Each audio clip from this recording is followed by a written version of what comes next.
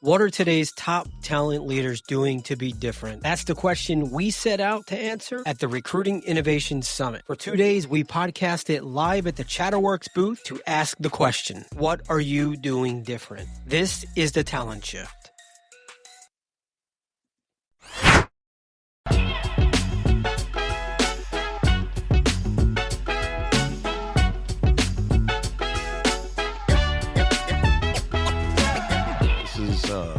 William Tincup and Ryan Leary. Danielle, how are you doing?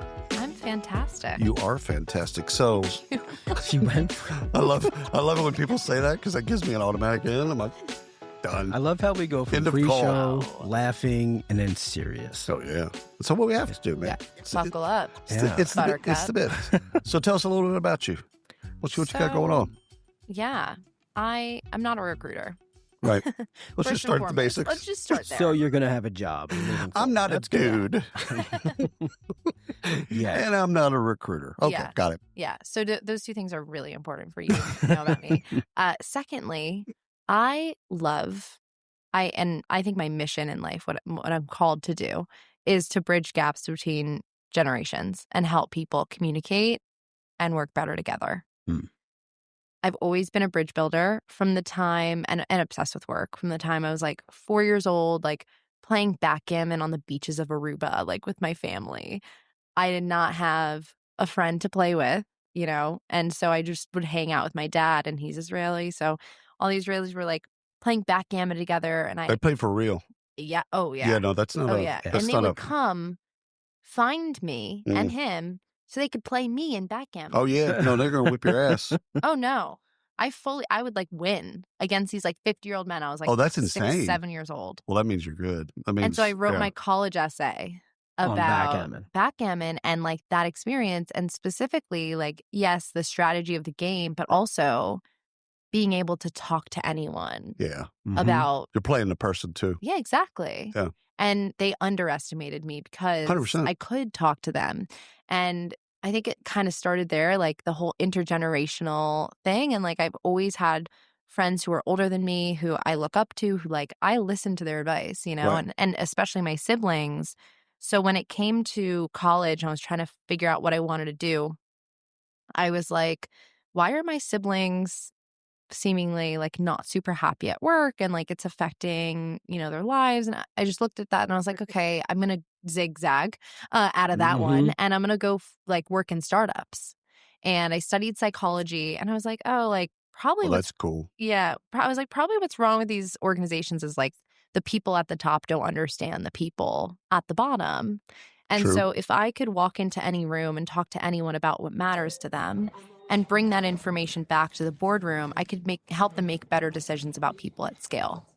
And that was my sort of, entryway into what do I do now? And how old were you when you thought this? I was 20. I was like trying to figure out what I wanted my major to be. What school did you go to? USC. Ah, Yeah. wonderful school. So studied psych. Matt Charney went to USC. Oh, I didn't know He went that. to the film school. Oh, cool. Yeah. Very cool. Yeah. I never took a film class. I regret it I will regret it for the rest of my life. But that being said, I then graduated into the pandemic, Yeah. which was a great graduation gift. You should really keep that in mind for your kids. Yeah. If they go to college. Graduated the pandemic. Henry's at Texas A&M, freshman at Texas Oh, A&M. nice. Okay. Yeah, we're Well, choosing one now. Not fun. Not a fun no. experience. No. Yeah. Not joyous. Especially after watching two siblings, one of them twice, graduate from a rah-rah school Right. and get that experience. It was horrible. So I ended up in a toxic work environment remotely and quit that job, How's a few months later. toxicity remote? It's Excuse my ignorance. I was told that that I was entitled because of the school I went to and that my time was less valuable Somebody told you? than my boss. I mean, I would have thought it, but somebody actually Yeah. told you that? Yeah. But also you've met me. Yeah. I'm not entitled. No. Especially compared to like No, I'm kidding. but like realistic, it was like Well, let's define it entitled. was a define entitled. stereotype. It was a stereotype. Right. That's all it is. So your first job out of school, Was toxic. pandemic, Yeah. virtual, remote. Hard. Yeah. And No. then I can see that just not being fun. Yeah. 3 weeks, you have zero experience. but I quit that job. Yeah. And 3 weeks later I ended up at Wade and Wendy. Yep. And it was the most positive work experience 100%. one could ever ask for. Great leaders, great technology. And then they got acquired, and I was like, fuck. Yeah, now I got to do this again. That experience of Wade and Wendy, we were talking about reimagining work and, the recruitment automation community, the combination of human process and AI in 2020. Yeah.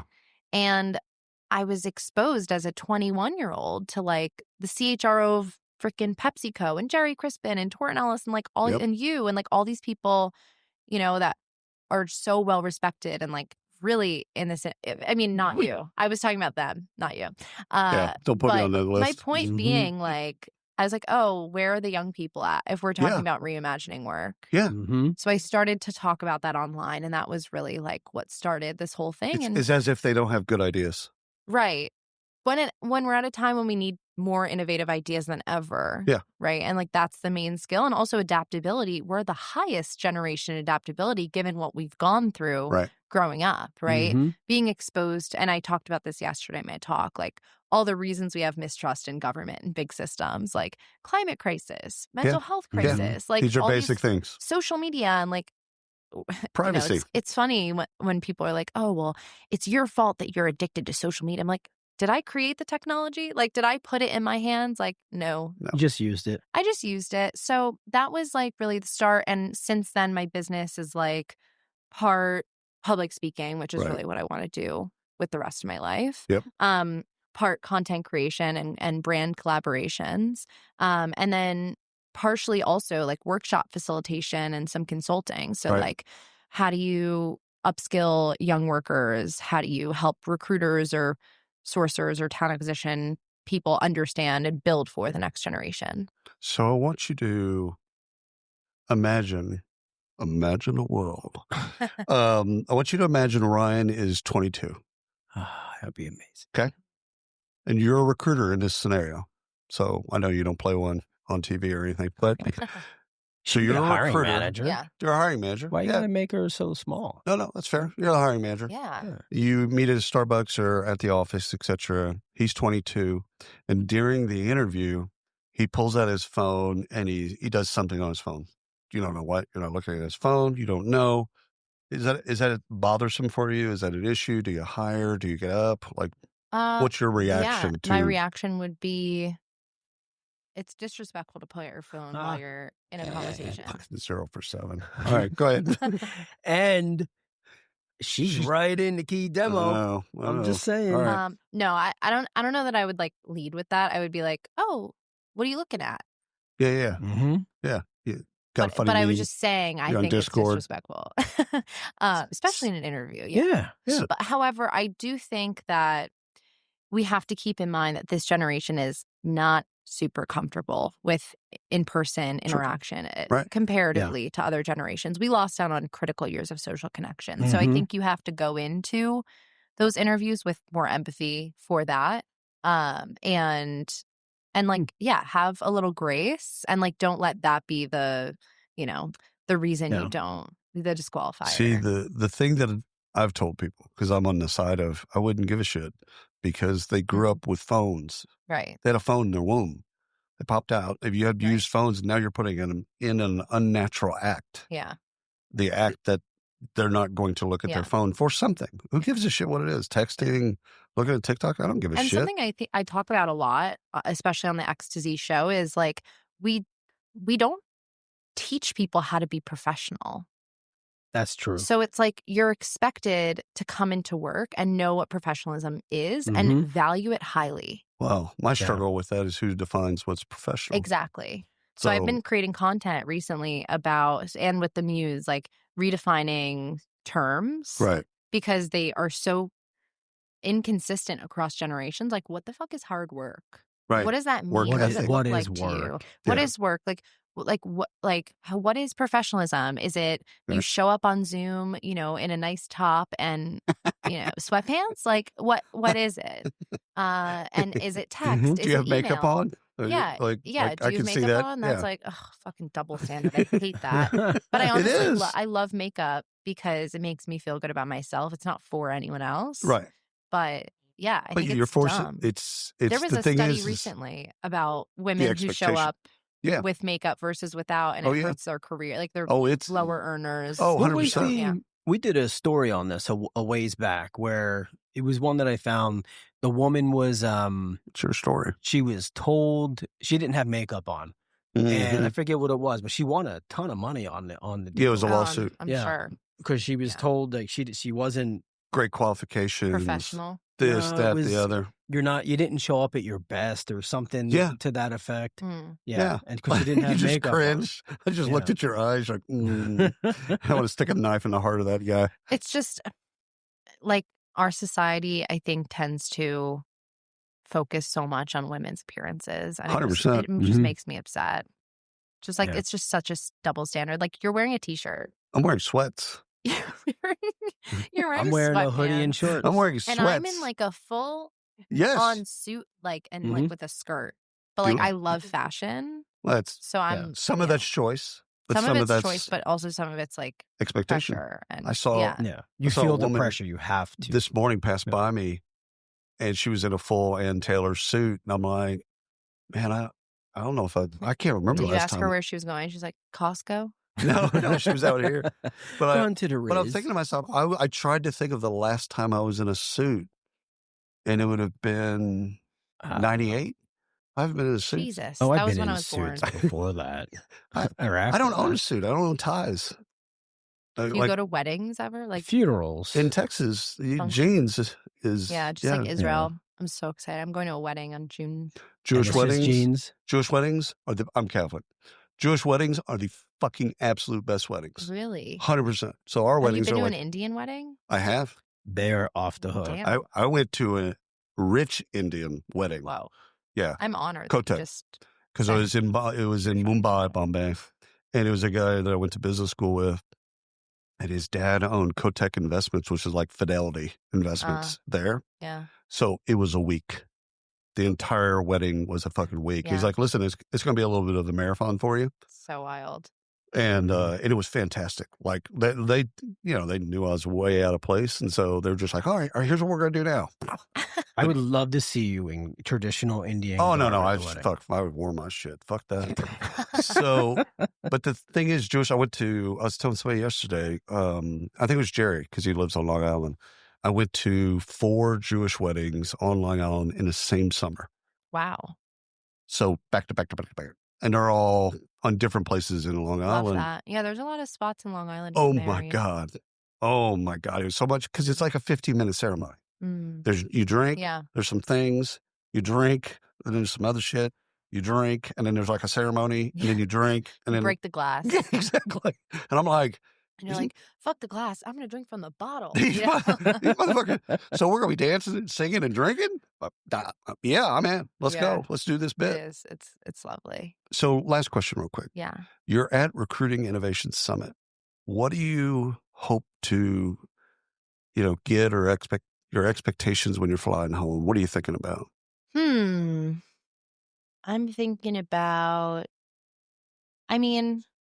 realistically, recruitment is tied to employer branding. Yep.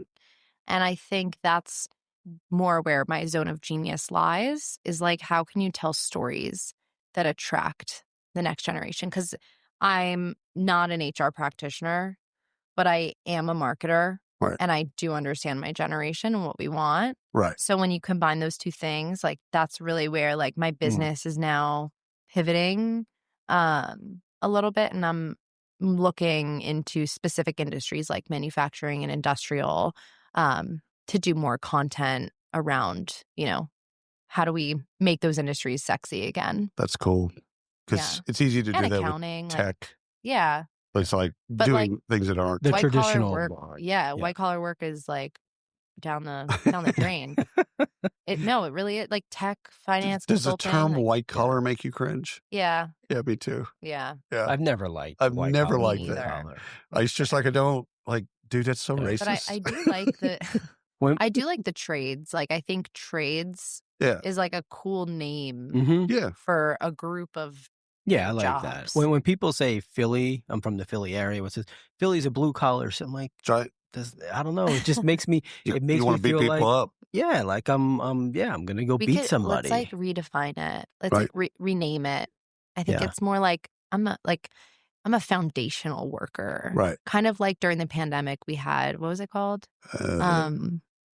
Like nurses and doctors. Were like the front line. They were the essential workers. Essential workers, yes. We're going to call I never understood that. Foundational workers. And isn't every human being essential? Yeah. You just not during a pandemic. You just now struck some people. It was so scary back then. Oh, yeah. So weird. You're not essential.